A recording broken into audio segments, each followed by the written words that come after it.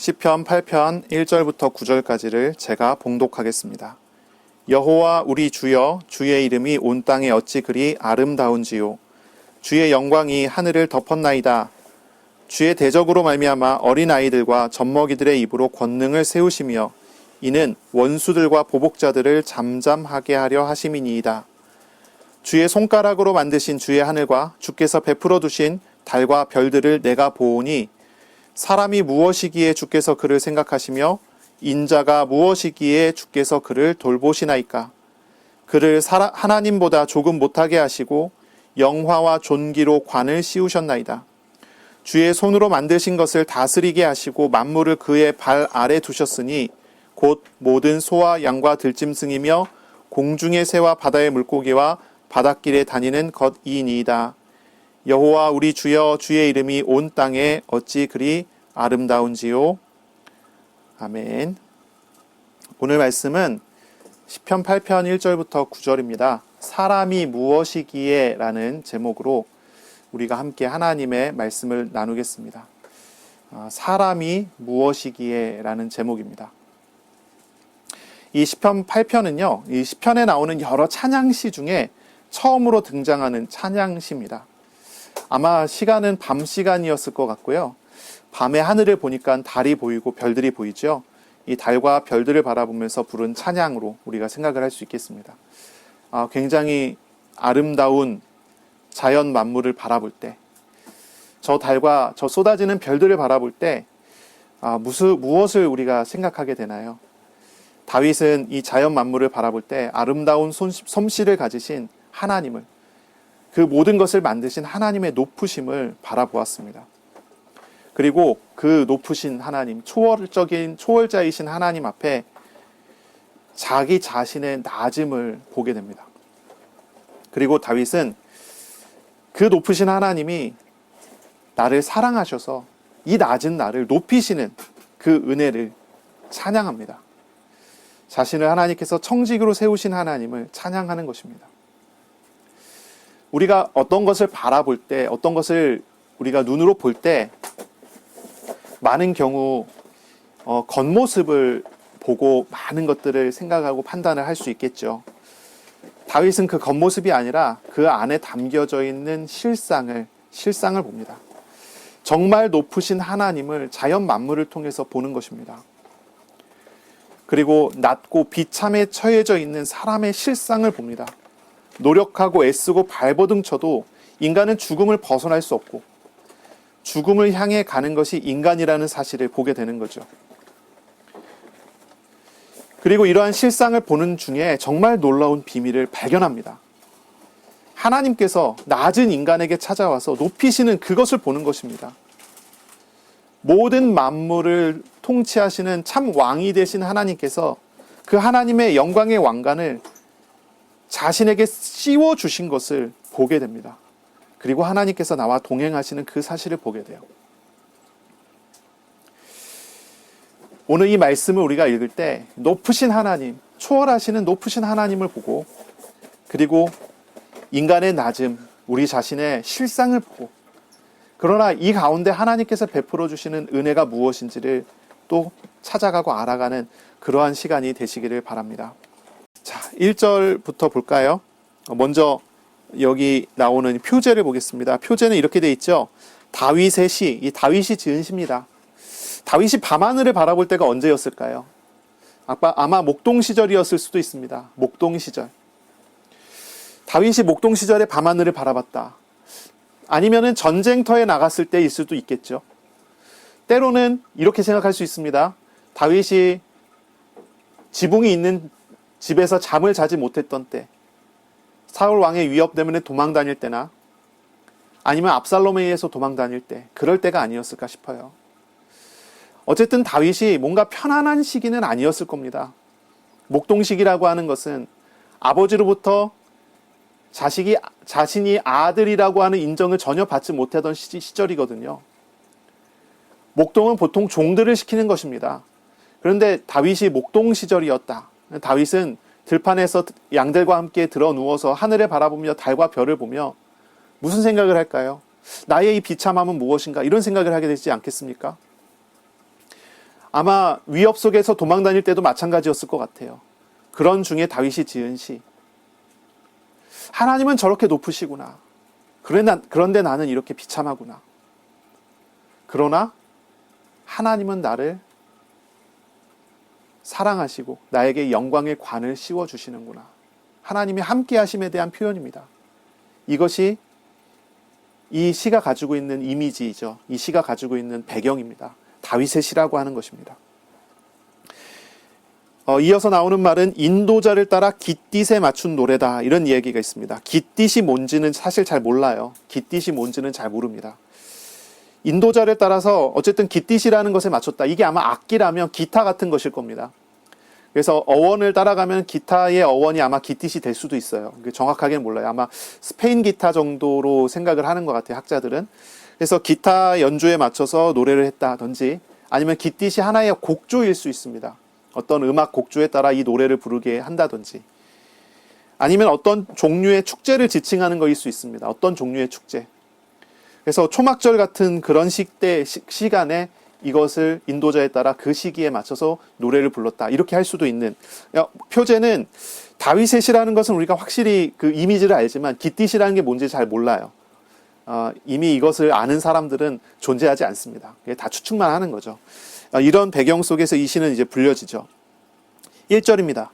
여호와 우리 주여, 주의 이름이 온 땅에 어찌 그리 아름다운지요. 주의 영광이 하늘을 덮었나이다. 2절입니다. 주의 대적으로 말미암아 어린아이들과 젖먹이들의 입으로 권능을 세우시며 이는 원수들과 보복자들을 잠잠하게 하려 하심이니이다. 자, 다윗은요, 온 땅을 덮은 하나님의 이름을 봅니다. 하나님의 이름이 온 땅을 덮었다고 하는 것을 봅니다. 저 달과 별들을 보면서, 저 쏟아질 듯이 보이는 별들이 온 하늘을 가득 채운 걸 보면서 하나님의 영광이 온 땅을 덮었습니다 라고 고백을 합니다. 온 땅을 다 덮었대요. 하나님은요, 영광 그 자체이신 분이죠. 빛나는 영광, 어느 것으로도 비교할 수 없는 그 빛이 하나님이십니다. 그 하나님은 영광 그 자체이신 분이세요. 그 하나님은 온 세상에 온 땅에 충만하시다라고 고백을 합니다. 그 온 땅에 충만하신 하나님이 누구십니까? 나의 주님이십니다. 주님이라고 하는 표현은 우리가 알 수 있죠. 하나님이 왕이시라는 겁니다. 나는 백성이라는 겁니다. 여호와 우리 주여, 주의 이름이 온 땅에 어찌 그리 아름다운지요. 주의 영광이 하늘을 덮었습니다. 모든 것이 나의 왕이신 하나님의 통치 아래 있습니다. 이런 고백을 하는 거예요. 다윗은요, 확실히 온 땅에 가득한 나의 하나님의 영광을 봤습니다. 이것은 그냥 그렇게 느꼈어요. 그렇게 발견이 됐어요. 겉모습이 아니라 그 내면과 그 실상을 봤어요. 우리가 하나님과 함께하며 우리의 눈이 떠진다면 우리가 온 세상에 가득한 하나님의 영광을 볼 수 있을 것입니다. 껍데기를 보는 게 아니라 실상을 보면요, 그 안에 가득 담겨져 있는 하나님의 존재를 볼 수가 있어요. 근데 우리 눈이 많이 가려져 갖고 하나님을 보지 못하는 거죠. 우리 눈이 죄로 인해서, 우리 눈이 이 죄성에 의해서 많이 가려졌기 때문에 세상을 바라보고 현상을 바라봐도 그 속에서 실상은 안 보이고 껍데기만 보여지는 것이죠. 우리가 실상을 보게 되면 온 땅에 가득한 하나님의 영광을 볼 수 있습니다. 하나님의 가득하심, 하나님의 통치하심, 하나님의 일하심을 보는 것, 이번 주에 우리가 정말 기도하면서 응답받을 제목 중에 하나가 되겠습니다. 하나님의 크심을, 하나님의 모든 것에 역사하심을 보게 하여 주옵소서. 우리가 그렇게 기도해야 되겠습니다. 히브리서 11장 6절에 보면 믿음은 무엇입니까? 믿음은 하나님을 찾는 것입니다. 하나님을 찾는 거예요. 하나님은 하나님을 찾는 자에게 상을 주신다, 이렇게 말씀하시죠. 우리가 만나는 모든 것 속에서 우리 모든 것을 통치하시는 하나님을 찾아가는 그런 시간이 되시기를 바랍니다. 하나님께서 우리의 눈을 뜨게 해주시면 온 땅에 하나님의 영광이 가득한 것을 보게 될 것입니다. 세계를 보면 하나님의 손길이 없는 곳이 하나도 없습니다. 요 하늘 아래에 모든 것은 하나님의 통치 아래에 있죠. 그것을 발견하게 될 것입니다. 그 크신 하나님을 보는 것이죠. 바로 그 하나님이 나의 주님이시라는 것, 나는 그의 백성이라는 것입니다. 이것을 보는 것입니다. 이 은혜가 있으시기를 바랍니다. 우리가 사실 우리의 많은 그 얽매이는 우상들이 있는 이상 어떤 것을 봐도 그 기준으로 보게 됩니다. 그 기준으로 보여요. 그러니까 어떤 것을 봐도 하나님이 잘 안 보이는 것은 어쩔 수 없는 우리의 실상일 거예요. 하지만 하나님의 은혜 속에서 하나님을 만난 사람으로서 하나님을 찾고 구할 때 하나님은 우리의 눈을 열어주시고 그 영광을 볼 수 있도록 베풀어 주실 것입니다. 2절에 보면요, 주의 대적으로 말미암아라고 합니다. 주의 대적으로 말미암아 어린 아이들과 젖먹이들의 입으로 권능을 세우시며, 어린 아이들과 젖먹이가 말을 하는데 그것이 권능이 세워지는 것이다 얘기해요.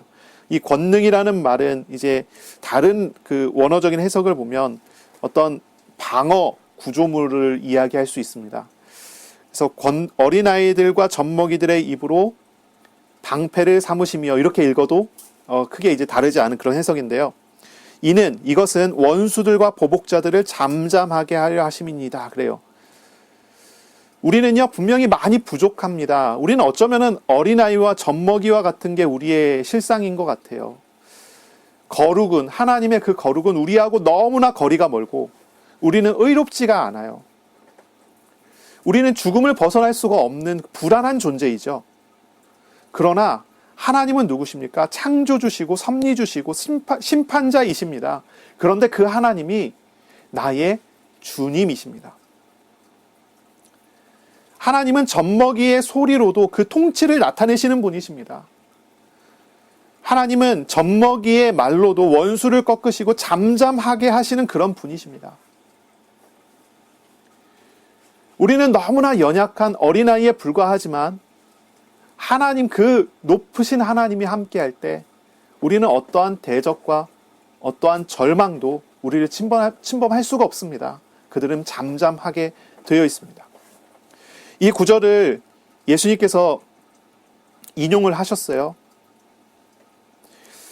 이 마태복음 21장 12절부터 16절에 보면 예수님께서 이제 그 예루살렘에 올라가신 다음에 성전을 청소하십니다. 장사하는 자들의 상을 다 뒤집어 엎으시고, 그리고 병든 자를 고쳐주시게 됩니다. 그때 어린아이들이 따라다니며 예수님을 호산나 다윗의 자손이여 하고 외치고 돌아다닙니다. 호산나라고 하는 말은 구원해달라고 하는 그런 표시죠.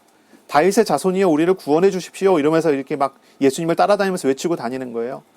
그때 그것을 보고 대제사장과 서기관들이 시비를 겁니다. 예수님께 시비를 걸어요. 그때 예수님께서 말씀하실 때 이 시편 8편 2편을 인용을 하셔서 말씀하십니다. 어린 아이와 젖먹이들의 입으로 나오는 찬미를 온전하게 하셨나이다 함을 너희가 읽어본 일이 없느냐, 이렇게 얘기합니다.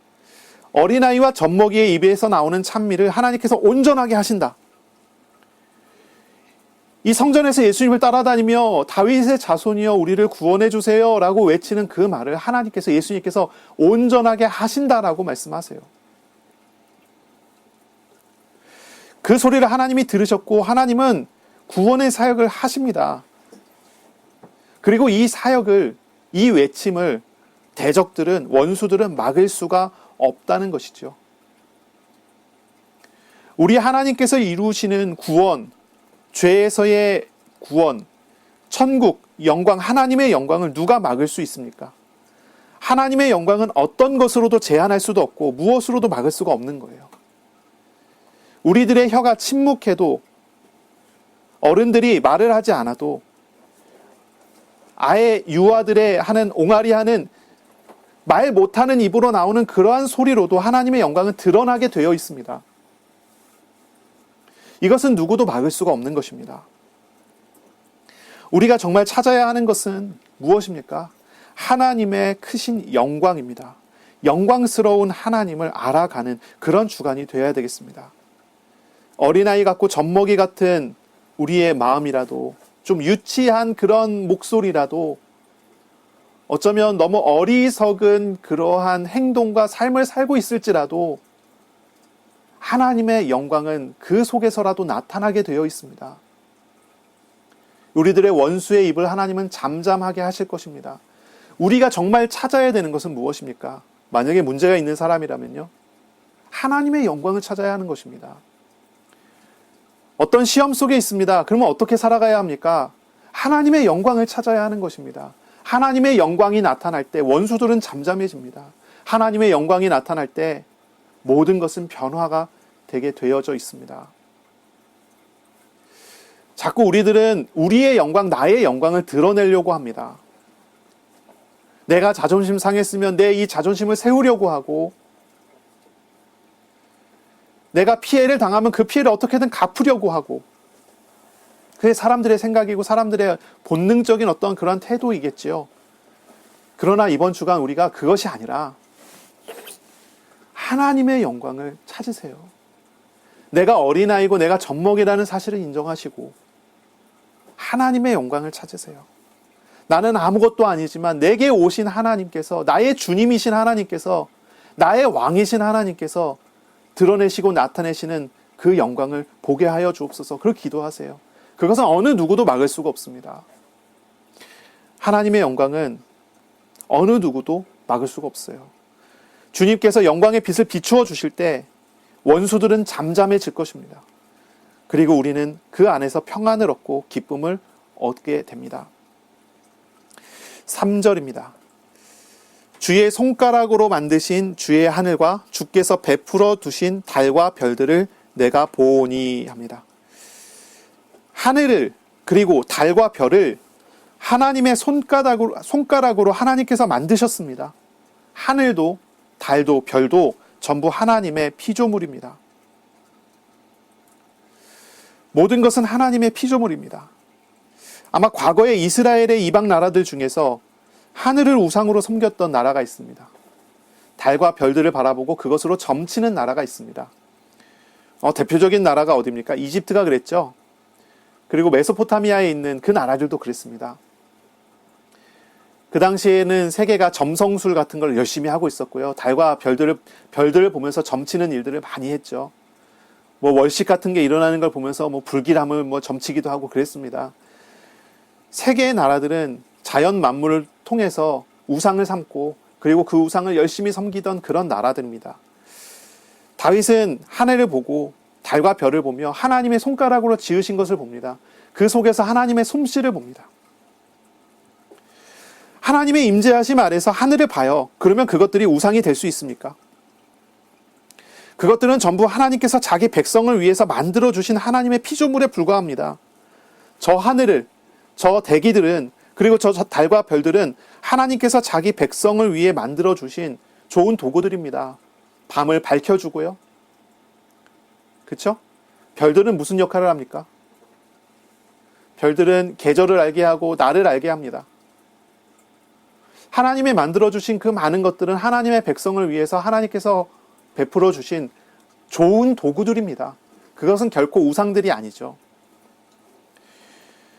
하나님의 임재 속에 세상을 보세요. 세상에 무엇이 보입니까? 온통 우상으로 가득 차 있는 것을 우리는 보게 됩니다. 모든 것이 다 우상이에요. 우리가 하는 일들, 무슨 목적으로 일을 합니까? 많은 사람들은 그 일들은 우상을 이루기 위해서 일을 합니다. 어떠한 목적을 가지고 일을 해요. 돈이 우상이 되어 있습니다. 명예가 우상이 되어 있습니다. 사람이 우상이 되어 있고, 어떤 업적과 어떠한 일들이 우상이 되어 있습니다. 집이 우상이고 차가 우상이고 많은 것들이 우상이 되어 있습니다. 그럼 어떻습니까? 넓은 집에 있으면 마음이 흡족하지만 좁은 집에 있으면 마음이 절망스럽습니다. 왜 그렇습니까? 거기에 얽매여 있는 것입니다. 좋은 차를 타면은 즐겁지만 나쁜 차를 타면 그것이 자신의 수준이라 생각해서 슬퍼합니다. 그것이 사람들의 수준이고 사람들의 우상이 되어 있다는 것입니다.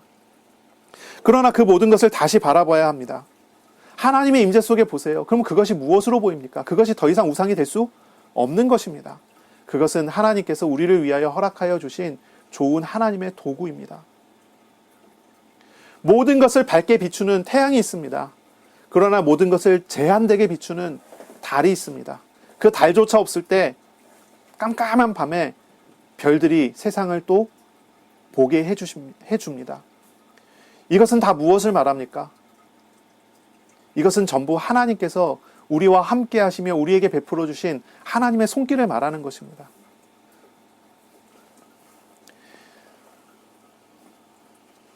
우리가 가지고 있는 많은 소유들은 더 이상 우상이 되어서는 안 됩니다. 하나님의 임재 속에 그것이 바르게 보여야 됩니다. 하나님을 위한 하나님의 도구로 발견되어야 합니다. 우리가 가지고 있는 여러 가지 결핍들이 우리에게 상처가 되고 우리에게 고통이 되어서는 안 될 것입니다. 하나님의 임재 아래서 하나님께서 비춰주시는 빛 아래서 그것을 다시 보게 되면 그것은 더 이상 결핍이 아니라 하나님과 함께하는 기쁜 도구가 될 수 있는 것입니다. 그것을 바라봐야 할 것입니다. 그 모든 것은 하나님의 손가락에 의해서 지어진, 허락된 많은 피조물들에 불과한 것입니다. 우리가 하나님의 자녀된 믿음을 회복하고 온 세계를 보면 모든 것은 하나님의 주권 아래에 있고 그 모든 것들이 하나님께서 나를 위해서 운행하시는 것이라는 걸 알 수 있습니다. 그것이 경험되어질 때 우리는 그 세상을 바로 보는 눈을 여는 것입니다. 우리를 얽매는 우상들은 그냥 우리를 얽매고 끝내는 것이 아닙니다.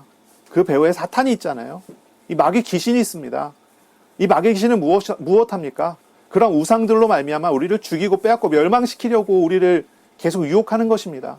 그것을 통해 하나님 알지 못하게 하고 우리의 삶이 천국과 같고 살아있는 삶이어야 되는데 우리의 삶이 지옥과 같고 죽어있는 삶으로 우리를 이끌고 가는 것입니다. 돈에 얽매인 사람, 돈에 따라서 슬프고 기쁘고 하는 그런 사람은요, 결코 돈 때문에 행복할 수 없습니다. 돈은 사람에게 행복을 줄 수 있을 만한 능력을 가지고 있지 않습니다. 그것은 하나의 피조물에 불과한 것입니다. 우리가 정말 보아야 할 것은 그 모든 것을 만드시고 모든 것을 통치하시는 주님, 왕이신 하나님입니다. 모든 것을 바라볼 때 하나님을 찾아가는 시간이 되시고 하나님을 알아가는 은혜가 있으시기를 바랍니다. 아멘. 4절부터 보시면요, 이제 나는 누구인가 이런 질문을 하게 되는 거죠. 4절을 보세요. 사람이 무엇이기에 주께서 그를 생각하시며 인자가 무엇이기에 주께서 그를 돌보시나이까 했습니다. 사람 그리고 인자, 똑같이 사람을 말하는 말입니다. 그런데 다른 단어를 썼어요. 히브리어 단어로 다른 표현을 썼어요. 사람이라고 하는 단어는 에노시라는 단어입니다. 에노시. 이것은 죽을 수밖에 없는 존재라는 의미입니다. 깨지기 쉬운 존재라는 의미의 단어입니다. 그 뒤에 나오는 인자라고 하는 단어는요, 벤 아담입니다. 벤 아담. 아담의 아들이라는 뜻이에요. 인자가 무엇이기에, 아담의 아들이 무엇이기에, 이 아담은 흙이죠. 흙의 아들이 무엇이기에, 흙으로 돌아가게 되어 있는 이 존재가 무엇이기에 라고 말을 하는 거예요. 다윗은요, 정확하게 자신의 실상을 고백합니다. 앞에서는 어린아이와 젖먹이라고 표현을 했으며 이제는 어린아이와 젖먹이보다 더 훨씬 진한 표현을 씁니다. 죽을 수밖에 없는 존재, 그가 누구이기에 하나님께서 그를 생각하고 계십니까? 하나님의 생각의 대상이에요. 다윗이 봤을 때 저 높으신 하나님이 나를 생각하고 계셔요. 하나님의 임재 속에 이 다윗이 깨달은 것이 그거예요. 하나님은 나를 생각하고 계세요. 나를 저기 외면해 놓고 있는 것이 아니에요. 나를 지금 생각하고 계셔요. 그 자연 만물 앞에서 어쩌면 목동이었고 어쩌면 피난길에 바라보는 그 속에서 다윗은 그렇게 고백하는 거예요. 하나님이 지금 나를 생각하고 계십니다. 하나님께서 나와 함께 하심을 느끼면서 그런 고백을 하는 거예요. 저 크신 하나님이 나에게 위안이 되고 그 크신 하나님이 나에게 위로가 돼요. 하나님이 나를 생각하고 계십니까? 인자가 무엇이기에, 이 흙으로 돌아가는 이 존재가 무엇이기에 주께서 그를 돌보시나이까? 하나님, 나는 흙으로 돌아갈 수밖에 없는 그런 존재가 맞는데 어떻게 하나님 나를 이렇게 돌보아 주십니까? 다윗의 고백입니다. 여러분 보셔요. 영원한 세계, 끝없는 우주, 그 모든 것을 주관하시는 높으신 거룩하신 하나님을 볼 때, 그러나 비참한 나의 현실을 볼 때 무슨 생각을 하게 됩니까? 대부분은 절망하지 않겠습니까? 그러나 그런 중에 하나님이 함께 하시고 하나님이 임재하시고 하나님이 나를 돌보아 주시는 것을 경험할 때 우리는 그 안에서 참 위로를 받게 되는 것입니다. 다윗은 죽어 마땅한 비참한 존재인 자신이 하나님의 사랑 안에 있음을 알고 하나님께 감사합니다. 모든 것의 소유자 창조자께서 어찌 이토록 작고 부족하고 허약한 인간을 높이십니까? 하나님께서 어찌 이런 흙으로 돌아갈 수밖에 없는 이런 사람을 위해서 고난을 당하십니까? 십자가를 짊어지십니까? 사실 우리는요, 하나님께서 기억하시고 돌볼 만한 그런 존재가 아니잖아요. 그런데 하나님은 사랑하심으로 우리를 짊어지시고 우리를 도우시고 우리를 구원하시고 우리를 높은 곳에 우리를 세워주십니다. 이 사실을 알 때 다윗이 찬양하지 않을 수가 없어요. 하나님의 영광을 높여드리지 않을 수가 없는 것입니다. 5절입니다. 그를 하나님보다 조금 못하게 하시고 영화와 존귀로 관을 씌우셨나이다. 죽음을 피할 수 없는 존재, 깨지기 쉬운 존재, 흙으로 돌아갈 수밖에 없는 그런 존재를 하나님께서 어떻게 만드세요? 하나님보다 조금 못하게 하셔요. 하나님보다 조금 못하게 하셔요. 바로 그런 존재의 하나님은 영화와 존귀로 관을 씌워주세요. 하나님이 왕이신데요, 이렇게 비참한 자에게 하나님의 왕관을 씌워주셔요. 이렇게 표현을 해요. 본래 사람은 하나님의 형상으로 만들어졌습니다. 그렇죠? 창세기 1장 27절 보시면 27절이죠. 여기에 나오죠. 하나님께서 하나님의 형상, 곧 자기의 형상대로 사람을 창조하시되 남자와 여자를 만드셨다. 이렇게 말씀하시죠. 사람은 하나님의 형상입니다. 이동원 목사님의 글을 보니까 이렇게 표현해요. 동물들은 각기 다 그 종류대로 만들었대요. 종대로 만들었어요. 그래서 개들은 개 종에 소속되죠. 고양이는 고양이 종에 소속되죠. 그래서 뭐 사자나 호랑이나 다 고양이 과잖아요. 그렇죠? 그 종에 다 소속이 됩니다. 하나님 각자 다 그 종대로 만드셨어요. 그 종들은 각기 그 종의 한계를 벗어나지 못해요. 개가 아무리 잘나도 개일 뿐이죠. 고양이가 아무리 잘나도 고양이과 그 속에 제한된 존재죠. 그런데 사람만은 하나님처럼 만드셨어요. 그래서 사람은 하나님을 닮아가도록 하셨어요. 인간은 사실 연약한 존재이지만 별 볼 일 없는 존재가 아니죠. 하나님의 형상으로 된 굉장한 존재입니다. 그런데 아담과 하와가 죄를 짓고 하나님을 떠나서 죽어버렸습니다. 그 이후로부터 하나님께서 주신 그 하나님의 형상은 거의 흔적만 남고 다 망가져 버렸어요. 하나님의 형상이 다 깨졌습니다.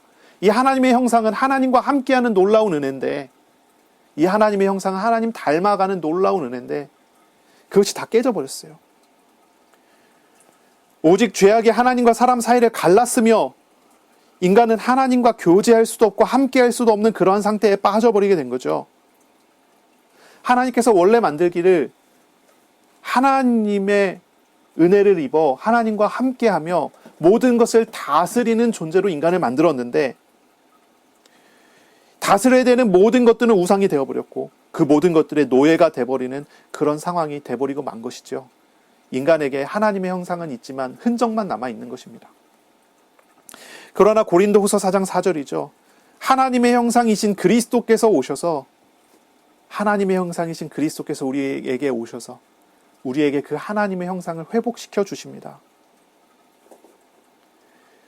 세상에 참 왕께서 오셔서 우리와 함께 하심으로 하나님의 형상을 회복시켜 주셨어요. 다윗의 고백을 한번 쭉 읽어보세요. 나는 죽을 수밖에 없는 존재입니다. 왜 그렇습니까? 그것은 죄의 벌입니다. 나는 죄인인 것이거든요. 나는 흙으로 돌아갈 수밖에 없는 존재입니다.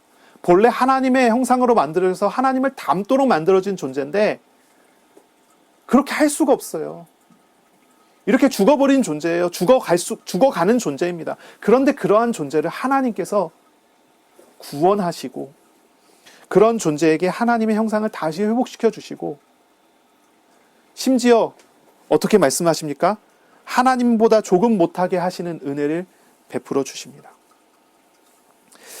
자, 예전 성경을 기억하시는 분이 있을 거예요. 개역 개정판 성경 전에 개역 한글판 성경이 있었죠.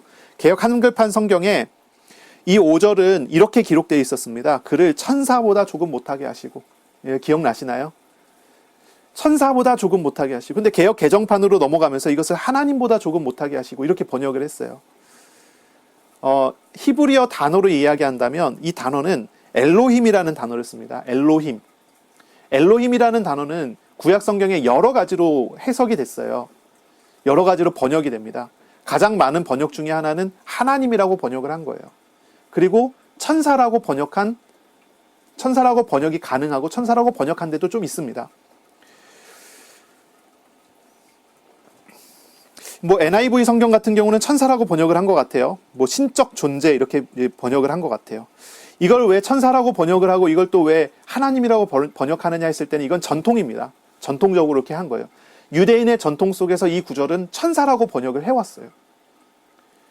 그리고 우리가 이제 봤을 때 옛날에 이제 그 히브리어 성경을 다들 구약 성경을 쓰다가 이제 헬라 시대가 됐을 때 유대인들 장로 학자 70명이 모여서 70명이 모여서 이제 히브리어 성경을 헬라어 성경으로 번역을 했어요. 왜냐하면 히브리어를 잘 알지 못하는 유대인들에게 가르치기 위해서 헬라어로 번역을 합니다. 그때 그거 성경을 번역한 성경을 70인역이라고 하는 성경으로 우리가 이제 이해를 하는데요. 70인역 성경에 이 구절은 천사라고 번역이 됩니다. 그러니까 유대인의 전통 속에 이건 천사라고 번역을 했고 70인역도 천사라고 이제 번역이 된 거예요. 그리고 어떻습니까? 예수님 시대에 사람들이 읽었던 성경은 이 두 가지를 다 읽은 거예요. 70역도 읽고 히브리어 성경도 있습니다. 자, 히브리서를 보시면 히브리서 2장 7절부터 9절 보시면 이 구절을 인용하는데요. 히브리서의 인용에 이 구절을 천사라고 번역을 합니다. 천사라고 인용을 합니다. 그러니까 이 구절을 어떻게 해석하느냐, 이건 우리가 사실 좀 이렇게 가능한 범위로 우리가 생각해 보는 거예요. 하나님께서 그를 천사보다 조금 못하게 하시고, 이것도 가능한 거예요. 하나님께서 그를 하나님보다 조금 못하게 하시고, 이것도 가능해요. 그러니까 어느 쪽이 더 이 정통적인 해석에 가깝냐 했을 때는 둘 다라고 이야기할 수 있어요. 둘 다입니다. 그런데 천사라고 하면 우리가 조금 오해하기 쉬우니까 표현을 사실 조금 바꾸는 게 더 나아요. 이런 식으로 표현하는 게 낫습니다. 신적인 존재보다 조금 못하게 하시고, 이렇게 번역하는 게 조금 더 옳은 것 같아요. 그래서 NIV 같은 경우는 이제 정확하게 신적 존재보다 조금 못하게 했다라고 하는 그런 표현, 이런 표현에 가깝게 이제 번역을 한 거죠.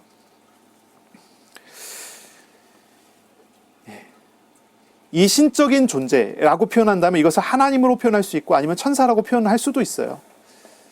확실한 것은 뭐냐면 이렇게 이해할 수 있습니다. 이 구절의 이해는 이렇게 해요. 인간은 신적인 존재보다는 못하지만 그 어떤 피조물보다는 높은 곳에 있는 존재가 됐다는 거예요. 하나님의 영광과 존귀로 관을 씌워주신 그런 존재가 됐다는 것입니다. 죽을 수밖에 없는 그러한 존재에게, 흙으로 돌아갈 수밖에 없는 그런 존재에게 어떤 피조물보다도 더 타락되어서 비참한 상태에 처해져 있는 그런 존재를 하나님께서 어떤 피조물보다도 높은 곳에 세워주신다는 거죠. 이것이 하나님이 주신 은혜입니다. 우리들이 그렇습니다. 하나님의 택함받은 백성들, 하나님의 자녀들이 그렇습니다. 우리는 육심 속에서 죽음을 피할 수 없는 연약한 존재가 분명합니다. 그러나 하나님의 사랑을 얻었습니다. 늘 그 관심과 돌보심을 얻는 백성이 된 것입니다. 또한 하나님은 우리를 높이셔서 하나님의 영광과 존귀에 동참되는 은혜를 베풀어 주신 것입니다. 6절부터 이어서 보면 이런 구절이 나옵니다. 주의 손으로 만드신 것을 다스리게 하시고, 하나님께서 관을 씌워주신 이유가 무엇입니까? 하나님께서 이러한 비참한 존재를 높여주시고 하나님보다 조금 못하게 하시고 이러한 존재에게 관을 씌워주신 목적이 무엇입니까? 주의 손으로 만드신 것을 다스리게 하신 것입니다. 만물을 모든 것을 그의 발 아래 두십니다. 그 모든 것은 무엇입니까? 소와 양과 들짐승이고 공중의 새와 바다의 물고기와 바닷길에 다니는 것입니다. 이렇게 표현합니다. 하나님은 그 사람들에게 모든 것을 다스리는 사명을 주십니다. 모든 것을 통치하게 하십니다. 하나님께서 주님의 손으로 만드신 것을 다스리고 통치하게 만들어 주셨다는 거예요. 이것이 뭐냐면은 이제 그 청지기의 사명이라고 할 수 있겠죠. 청지기로서 일을 하게 하셨다는 거죠. 하나님의 택함 받은 자녀들은 세상 속에서 하나님과 동행하며 하나님의 것들을 통치하며 하나님 안에서 사는 사명을 허락하여 주신 것입니다. 청지기란 무엇입니까? 청지기는 참 왕 되신 주님께서 맡기신 것을 참 왕이신 주님의 뜻에 따라 일을 하는 그런 사람이 청지기입니다. 우리가 세상을 바라볼 때, 이 다윗이 세상을 바라봤을 때 무엇을 봤습니까? 하나님께서 다스리지 않는 곳이 단 한 부분도 없다는 걸 봤습니다. 다윗이 본 것은 하나님의 영광입니다. 온 하늘을 덮어놓은 하나님의 영광입니다.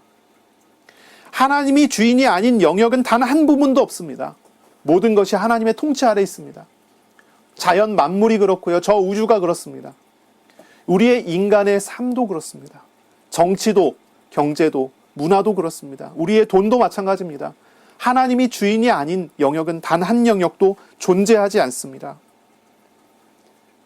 그런데 하나님이 주인이신데, 하나님께서 주인이신데, 하나님께서 심판하시든지 구원하시든지 하실 것인데, 그것을 많이 유예시켜 놓았습니다.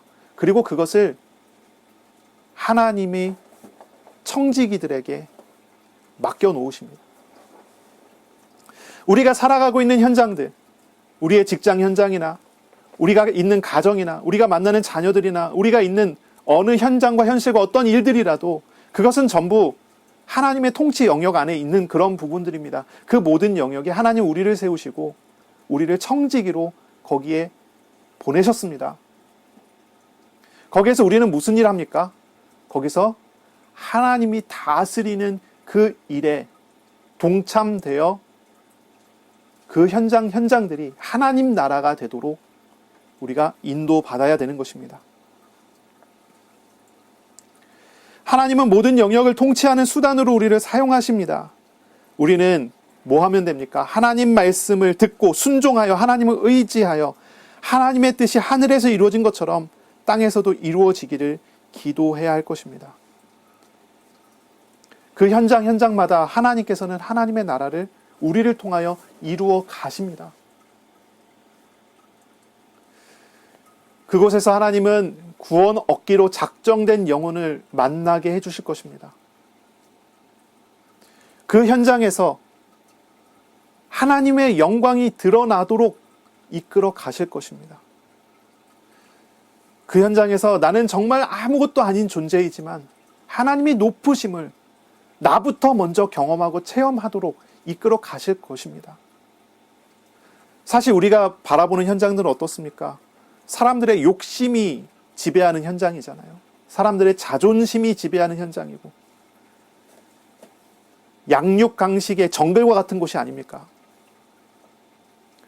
그러나 하나님은 나와 함께 하시며 그 현장 속에서 일을 하시고자 하십니다.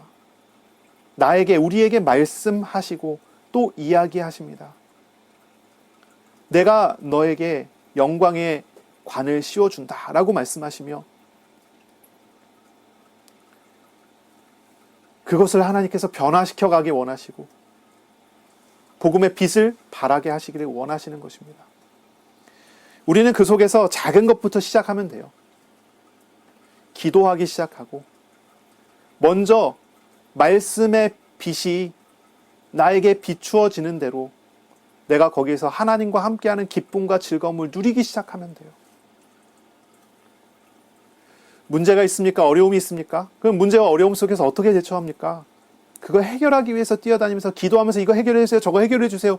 그 하면서 이제 뛰어다니기 쉽죠. 정말 문제가 있다면 그것보다 먼저 저 영광스러운 하나님께서 나와 함께 하심을 보시고 하나님이 나를 통하여 하실 사역들의, 다시 말해서 말씀에 동참되어요. 말씀에 순종하세요. 하나님 말씀이 선포되면 그 말씀을 따라 말씀하신 하나님이 나의 삶에 일하시는 걸 보세요. 그리고 나를 통해 하나님께서 그 현장에도 일하시는 걸 보세요. 그것이 우리가 해야 될 일입니다. 기도하며 말씀을 따라가는 것입니다. 마땅히 우리는 우리의 삶의 자리에서 하나님의 통치를 구해야 할 것입니다. 말씀에 순종하는 것이 우리의 일입니다. 그리고 하나님께서 일하시는 것을 보는 것, 그것이 우리의 일입니다. 말씀을 통해서 하나님을 바라보셔요. 하나님의 함께하심 안에서 모든 것에서 자유하게 하시는 하나님을 경험하세요. 모든 것을 통치하시는 하나님과 함께 기쁨과 평안의 길이 회복되어질 것입니다. 9절입니다. 여호와 우리 주여, 주의 이름이 온 땅에 어찌 그리 아름다운지요. 이건 인클루지오 구조죠. 이제 수미상관법이라고 합니다. 시에서 첫 문장과 마지막 문장을 똑같이 하는 그런 구조입니다. 이거는 강조하는 그런 의미가 있고요. 그런데 저는 요 구절들을 읽는데 강조가 아니라 느낌이 확 달라지더라고요. 앞에서 읽었을 때는 여호와 우리 주여, 주의 이름이 어찌 온 땅에 어찌 그리 아름다운지요. 이렇게 읽을 때는 그래, 하나님의 이름이 참 아름답구나. 하나님의 이름이 모든 것을 다 덮었구나. 이 생각을 하면서 읽다가 쭉 읽으면서 9절까지 딱 갔는데 여호와 우리 주여, 주의 이름이 온 땅에 어찌 그리 아름다운지요 그러는데 제 마음이 뭔가 이렇게 감동이 막 있어요. 진짜 이런 연약한 자에게 오셔서 돌보아 주시고 구원해 주시고 저 영광스러운 하나님이 이렇게 낮은 자에게 오셔서 이런 사람을 이렇게 높이시는구나, 이런 생각이 드니까 하나님의 이름이 그냥 아름다운 게 아니라 정말 아름답더라고요. 정말 아름다워요. 이게 그냥 보통 강조가 아니에요. 하나님의 영광, 그 하나님의 영광이 얼마나 높습니까? 얼마나 거대합니까? 나와 상관이 없을지라도, 나하고 아무 관계가 없을 때도 하나님의 영광은 정말로 높습니다. 온 땅에 하나님의 영광은 진동을 합니다. 그런데 그 하나님이 나와 함께 하시니 이 영광이 얼마나 감사합니까? 저 높으신 하나님이 이렇게 낮은 나에게 찾아오셔서 나와 함께 하신다는 게, 이런 낮은 나에게 찾아오셔서 나를 구원하시기 위해서 저 높으신 하나님이 가장 비참한 십자가에 달리셨다는 사실을 보게 될 때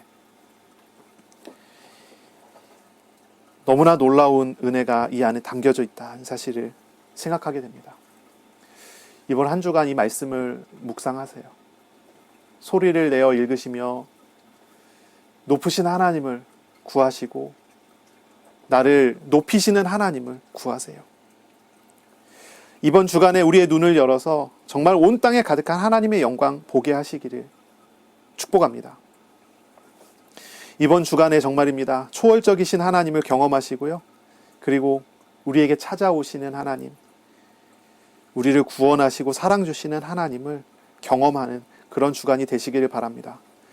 주님께서 말씀하신 대로 순종함으로써 우리의 삶의 자리를 영광스러운 하나님의 나라로 만들어 가시는 그 은혜를 풍성히 누리는 그런 주간 되시기를 예수님의 이름으로 축복합니다. 아멘. 기도하겠습니다. 하나님 아버지, 감사합니다. 너무나 이 높으신 하나님께서 이 낮고 낮은 우리에게 찾아오셔서 우리를 구원하여 주시고 우리를 높여주셔서 하나님의 나라의 백성으로 세상 가운데 청지기로 살아가게 하시니 감사합니다. 하나님 아버지, 이번 한 주간 저와 우리 성도들이 높으신 하나님을 온전하게 알고 경험하는 주간 되게 하시기 원합니다. 온 세상을 다스리시는 하나님께서 우리의 가정과 우리의 삶과 우리의 현장을 다스리시는 그 실제를 우리의 이번 한 주간의 걸음 속에 나타내 주시기를 소원합니다. 주님을 찾고 찾는 한 주간이 되게 하여 주옵소서. 주님을 의지함으로 현장 가운데 승리하는 그런 주간이 될 수 있도록 복을 내려 주시옵소서. 감사하며 예수님 이름으로 기도합니다. 아멘. 우리 구주 예수 그리스도의 은혜와 하나님의 사랑하심과 성령님의 교통하심이 이제로 영원까지 항상 함께 있을지어다. 아멘.